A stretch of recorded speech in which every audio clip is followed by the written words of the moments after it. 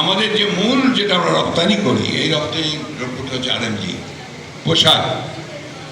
এই পোশাক শিল্পের উপরে যদি 35% ট্যারিফ আসে, তাহলে এই পোশাক শিল্প মাটিতে শুয়ে পড়বে, উঠতে পারবে না। তাতে আমাদের অর্থনীতির যে মেরুদণ্ড, সেই মেরুদণ্ডটাই ভেঙে যাবে। এটা অত্যন্ত একটা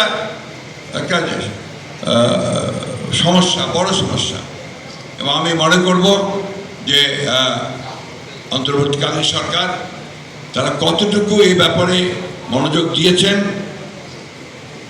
আমি জানি না, তো আরও অনেক বেশি মনোযোগ দিয়ে সবচেয়ে যোগ্য ব্যক্তিদের এই সম্পর্কে বার্গেন করা নিয়ে তাদের মার্কিন যুক্তরাষ্ট্রের সঙ্গে কাজ করাটা প্রয়োজন ছিল।